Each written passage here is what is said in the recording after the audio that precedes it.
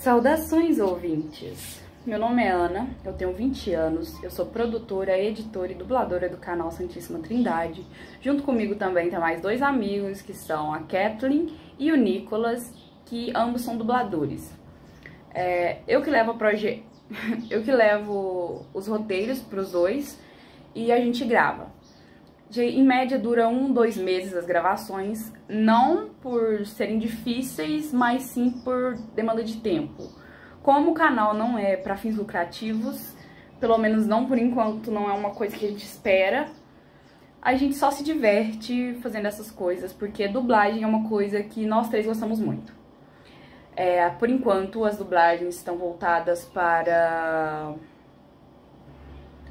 o livro Crônicas de Rocha Negra e Outros Contos, que é do escritor João Vitor Carvalho, que é um amigo meu, que inclusive o primeiro vídeo postado no canal foi feito para presentear ele.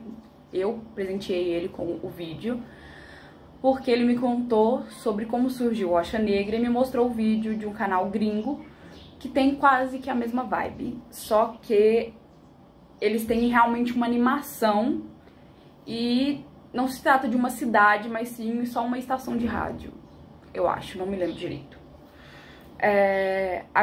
O vídeo de hoje é sobre o Treco, é o nome do vídeo, não só do vídeo, mas do conto, que é sobre um neto que a avó falece e para ele sobra a herança de uma casa em Rocha Negra.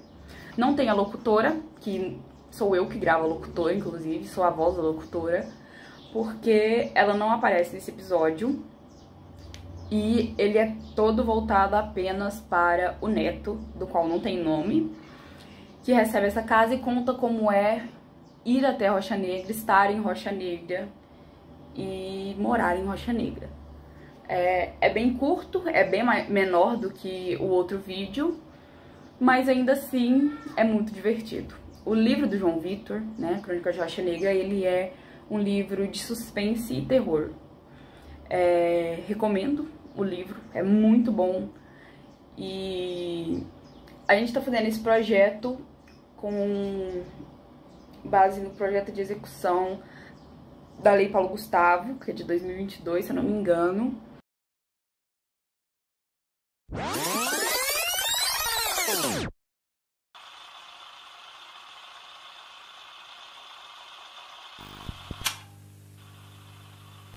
Minha avó paterna, que infelizmente faleceu na semana passada, deixou muitas heranças para poucos herdeiros. Eu e meus 2 irmãos, Laura e Emanuel. Éramos os únicos. Eles ficavam com os bens de maior valor, como o dinheiro no banco e os terrenos nas grandes cidades. Para mim, restou apenas o casarão na menor cidade que eu poderia imaginar, a cidade chamada Rocha Negra. Logo após receber os documentos da propriedade, parti para a cidade. No entanto, demorei bastante para encontrá-la, pois ela não aparecia em nem aplicativos no GPS ou mapas modernos. Por sorte, encontrei um antigo mapa do período imperial junto aos documentos. Minha avó, Dona Conceição, sempre nos contava histórias de terror sobre a sua casa em Rocha Negra, quando éramos crianças. Ela disse que nunca mais voltaria para lá, e que se algum dia chegássemos perto de visitar o estado de Minas Gerais, deveríamos evitar ao máximo aquela cidade. Agora eu estou indo sozinha para o município. Analisando o mapa, foi fácil de ver que a cidade ficava a 80 km da capital de Minas Gerais. Demorei pouco, mais de um dia para chegar de carro. Ao passar pela entrada da cidade, senti que algo havia mudado. Imaginei que pudesse ser o cansaço da viagem. Cheguei por volta das 9 da manhã, encarando a cidade com olhos sonolentos. Parecia apenas uma pequena cidade comum, como várias outras que já havia visitado. As pessoas trabalhavam em pequenas indústrias, as crianças estavam na escola e o centro tinha um movimento moderado. Decidi ir direto para a casa que minha avó tinha me deixado, localizada em um bairro próximo ao centro da cidade. A rua onde a casa estava localizada era estreita e cercada de postes de luz. A casa em si era enorme e belíssima, embora sua estrutura fosse antiga. Talvez estivesse ali há mais tempo do que minha avó dissera quando viveu ali na infância. Quando desci do carro, fui rapidamente em direção à residência segurando as chaves de bronze.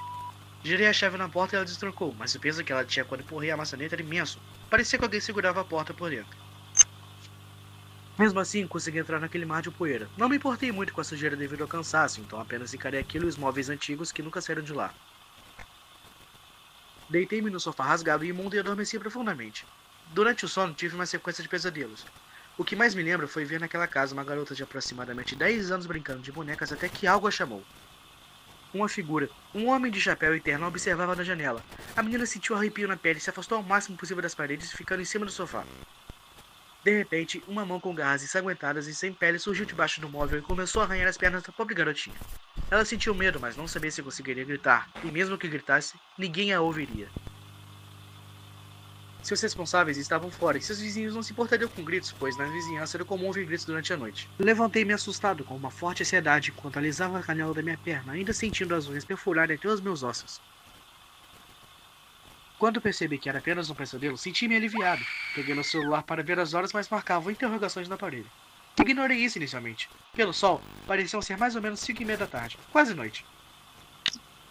Assim que tomei coragem para arrumar o lugar, encontrei uma vassoura que certamente mal fora usada. Varri toda a sala, dando uma pequena melhora. Quando decidi passar para a cozinha, encontrei um rádio daqueles bem retrôs que só se encontra em filmes da década de 50. Liguei e me deparei com um programa maravilhoso de uma apresentadora que apenas se autodenominava a locutora, contando histórias de terror que me faziam arrepiar, como minha avó fazia comigo e com meus irmãos na infância. Entretive-me com o rádio e com a limpeza e mal vi o tempo passar. A locutora disse que já eram quase 10 horas da noite e foi quando alguém bateu na minha porta. Não a porta fora de casa, mas a porta da entrada. Olhei para a janela e vi que era a mesma figura de chapéu que a garota em meu sonho havia visto.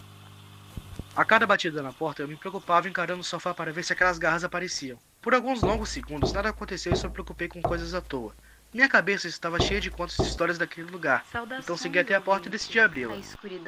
Um homem tinha olhos fundos e vazios de emoções. Disse que seu nome era incomum e que não era necessário saber. Ele cheirava carne podre e enxofre, usava um terno sujo de terra e luvas brancas que escondiam suas mãos. Ele insistiu para entrar, pois sentia fome, mas neguei várias vezes, até o momento em que ele mencionou a garota Conceição, a garota com quem ele brincava naquela casa quando era mais jovem. Aquilo me intrigou e o homem com sua lábia me convenceu a deixá-la entrar na casa. O rádio ainda ressoava, contando a história de uma recém-chegada na cidade, mas infelizmente não pude me concentrar muito, pois um homem me encarava sentado no sofá falando sobre minha avó quando criança. Devido à minha recente chegada, eu não tinha muito o que oferecer a ele, então entreguei-lhe um chá gelado que trouxe comigo no carro. O homem dizia que Conceição era travessa, que sempre brincavam de esconde-esconde e ela se escondia nos lugares mais óbvios, como por cima do sofá ou debaixo da cama. O homem sorria e o fedor em seu ser aumentava. A cada sorriso exibindo seus dentes amarelos e podres, eu senti uma imensa vontade de vomitar. Então, após ouvi-lo falar por horas, ele repetiu que sentia uma fome insaciável. Logo em seguida, perguntei o que ele tanto queria. Ele disse que gostava de se alimentar de algo que Conceição lhe dera. Foi aí que as coisas começaram a ficar mais estranhas. O homem disse sorrindo em seguida que Conceição lhe dera uma família para se alimentar quando ele bateu na porta pela primeira vez. De repente, os olhos vazios do homem se multiplicaram pelo seu rosto e seu odor horrível aumentou. Ele continuou vociferando coisas que eu não conseguia entender. Corri para pegar o telefone e ligar para a emergência, mas não teria tempo suficiente. Subitamente, de todas as janelas, os olhos surgiram me encarando. A porta da saída se fechou com um ruído e uma batida violenta. O homem já não era mais um homem. Era um ser de forma horrenda e, quando tirou suas luvas, as garras do sonho estavam diante de mim, exibindo uma carne em decomposição. Minha cabeça rodopiou ao ver aquilo. Minha sanidade parecia já não existir e, em seguida, simplesmente desmaiei.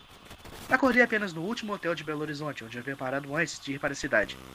Olhei para minha perna e ela estava ferida. Não sei ao certo o que aconteceu na noite passada. Não sei se o que eu vi foi real.